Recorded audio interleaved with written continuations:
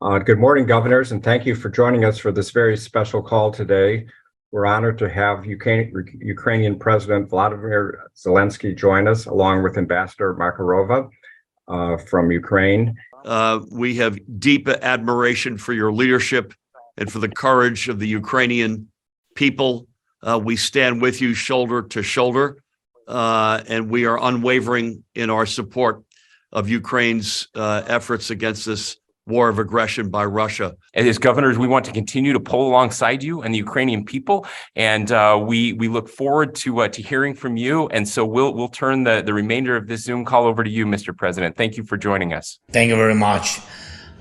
Thanks for this opportunity, ladies and gentlemen, Ambassador, dear representatives of the entire U.S. from the East Coast to the West Coast. Actually, all cities and communities in the United States are represented at this meeting, and it is an honor to address you all. And I have just completed my visits to those regions of Ukraine that were liberated from the Russian army or that are bordering the combat zone. This is a colossal territory. The line of active hostilities in Ukraine now is more than 1,200 kilometers long. It's like from Washington, D.C. to Chicago and back. The total front line is even more than that. Millions of people live in the cities and villages from which we have either already expelled the Russian flag or are preparing to do so. Think about this number. Almost 1,900 cities and towns in my country need reconstruction. Schools and churches, residential buildings and enterprises, transport and power plants. All of you know very well what is to rebuild your life after a devastating tornado. You are doing it. We are doing it, but we are doing it because of the human element, human evil, and not a natural cataclysm. The reconstruction of Ukraine will be the largest economic project in Europe in lifetime of several generations.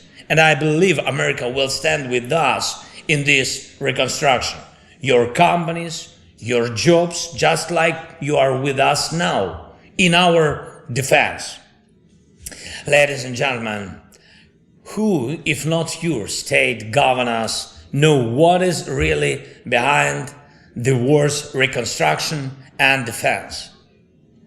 Russia unleashed this war not so much against our country, but against freedom in Europe and around the globe in general. And when asking why America should help Ukraine and invest in our defense, the answer is just look at reality. Millions of Ukrainian families are torn by the war. Millions are forced to seek protection from Russian terror in other countries. Hundreds of Ukrainian cities and villages have been burned by Russian artillery, missiles, aircrafts, and Iranian drones used by Russia. There was a city, city Vuhledar. 15,000 inhabitants lived there. The aggressor burned it. Mariupol, more than 400,000 inhabitants lived there. Russia left only ruins from it. Thousands of fields are mined. A significant part of the economy is broken. Hundreds and hundreds of thousands of people have been forcibly deported to Russia. This is what the evil state has brought to Ukraine. And what if all this spreads further across Europe through the cities and lands of your allies, those whom you have a sacred obligation to protect? How much will it cost America that? The Kremlin dreams to humiliate America and Europe and the whole free world. The Kremlin dreams to split NATO and to provoke a conflict that will force your nation to choose whether to fight or not. It is Ukraine that is your last frontier, your last reliable border. Thanks to our strengths, in particular, your people will not have to make this choice. A choice about your men and women, brave soldiers, whose lives would be laid on the altar of protecting the most precious freedom. 1,200 kilometers of fighting in Ukraine, and how much more can there be in Europe? Ukraine is capable of preventing the expansion of the war. We are able to defeat Russia on our land.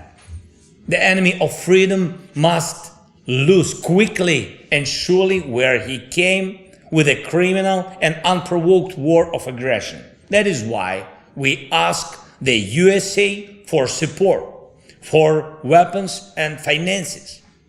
If Ukraine endures, your peace, your allies and partners endure as well. And I want to thank all Americans, each and everyone, leaders and ordinary people who see this reality, who know how important it is to protect freedom now, who support Ukraine. We are grateful to President Biden, to both parties and houses of Congress, and to every state that is involved in one way or another in protecting freedom.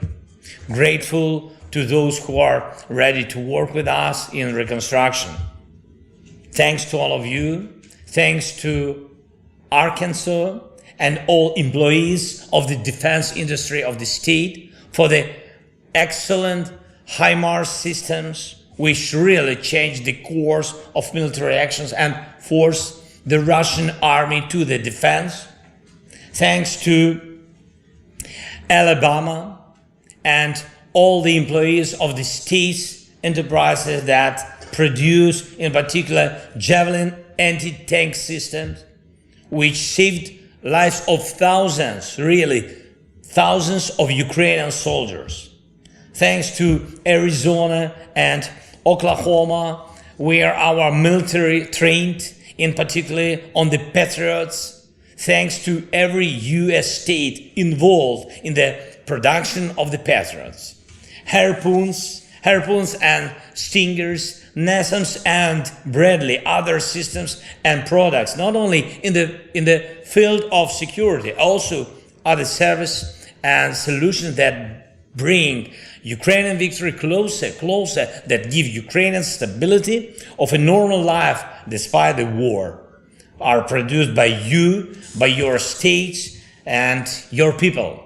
Texas and Nevada, Maryland and California, Indiana and Oregon, Washington and New York, and many others. Each of the states already has experience helping us, and not only for defense, but also for our people, in particular in the treatment of soldiers and civilians, adults and children who were injured by Russian terrorist attacks and mine explosions.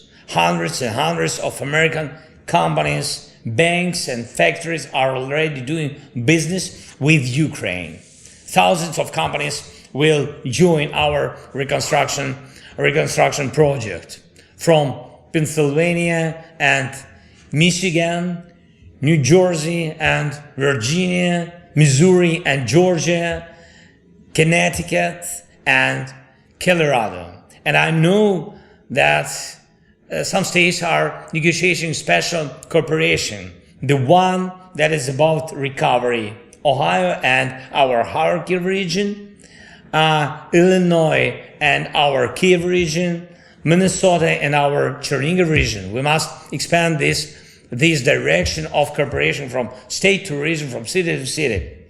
Something that will powerfully complement interstate work. It is with Ukraine that America had the opportunity to protect its values which match ours.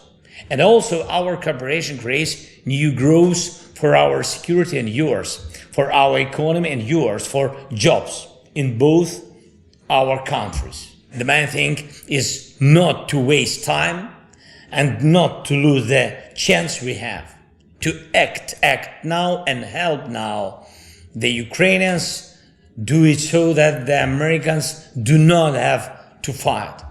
Together we are gaining new strengths of our nations, and I'm sure that we will always be successful. Thanks for your attention.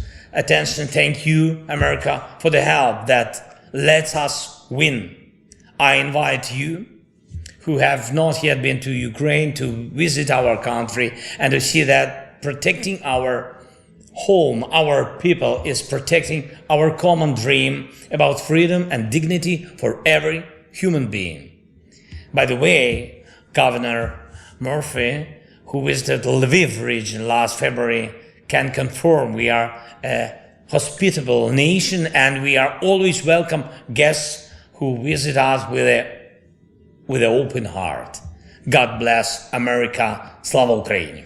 Thank you so much, Mr. President. And I can certainly vouch for the incredible hospitality. You have an unusually good sense of our American geography and our federal system of states. And let me assure you that all our nation's governors view the attack on Ukraine as an existential threat to the United States of America.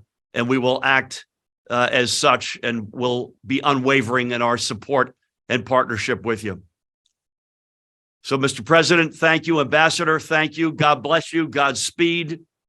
We look forward, all of us, to seeing you soon in person in a free and prosperous Ukraine. You are very welcome. Anytime. Thank you so much. Thank you, sir. All the best. Good luck and peace.